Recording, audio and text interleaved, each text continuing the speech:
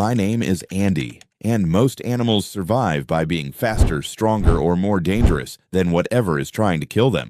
These three chose a completely different strategy. They just die temporarily, on purpose, with surprising scientific precision, and it works better than you'd think.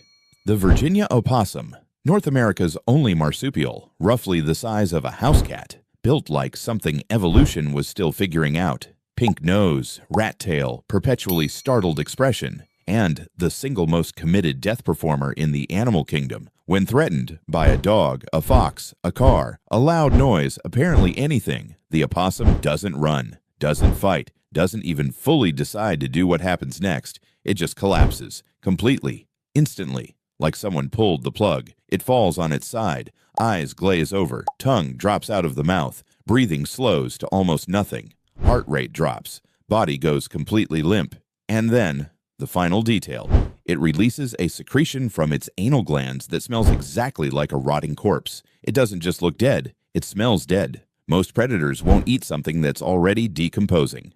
Disease risk. The opossum is basically producing its own method acting. Here's the part that makes this genuinely interesting. The opossum doesn't choose to play dead. It cannot choose. The response is involuntary, triggered by extreme stress, and controlled entirely by the autonomic nervous system, the same system that controls your heartbeat and breathing without you thinking about it. The opossum isn't deciding anything. It's collapsing the way you flinch, automatically, reflexively. It is, by clinical definition, going into a stress-induced catatonic state. Researchers call this tonic immobility, and it is not unique to opossums. Chickens do it. Sharks do it when flipped upside down. Even some humans experience a version of it in extreme trauma. The nervous system simply freezing all voluntary function when fight or flight both look like bad options. The performance can last anywhere from 40 minutes to 4 hours. During that window, the opossum is unresponsive to almost all external stimuli.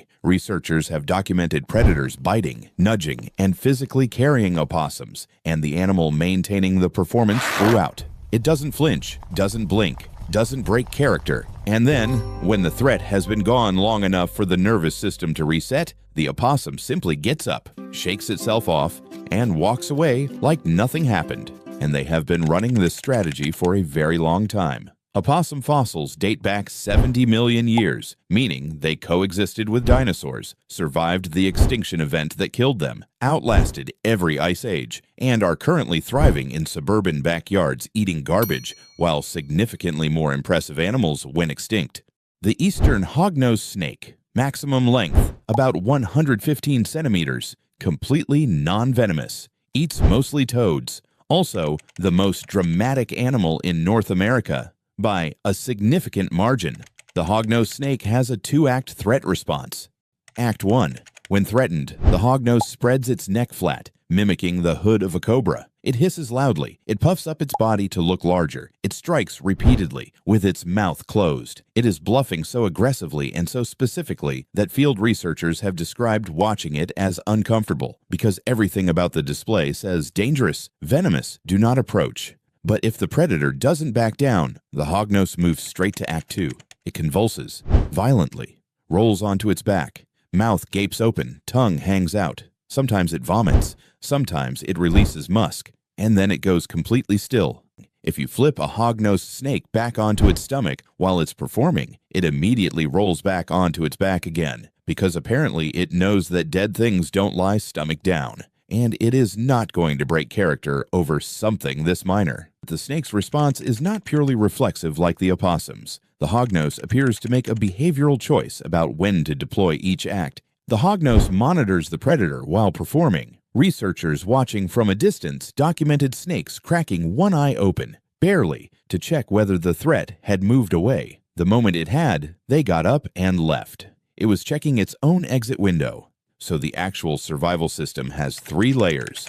Look dangerous, act dangerous, then die. The mallard duck, probably the most recognized bird on Earth. Every pond, every park, every city lake, waddling around looking mild and approachable, also running a death-feigning system that is significantly more sophisticated than it has any right to be. Duck death-feigning, formerly called thanatosis in birds, operates differently from the opossum and hognose versions. Here's the scenario.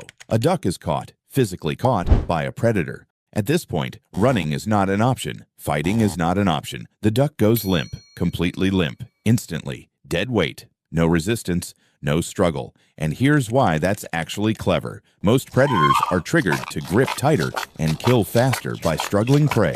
Struggling activates the hunting response, the instinct to subdue.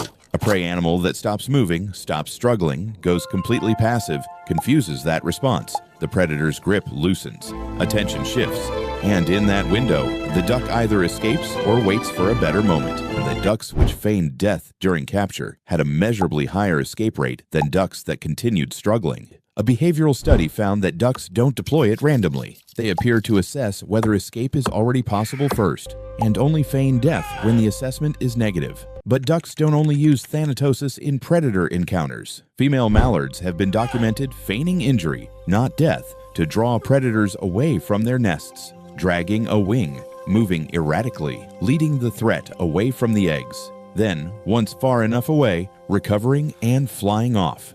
This is a different behavior, distraction display. The duck has two separate deception systems, one for when it's caught, one for when its nest is threatened.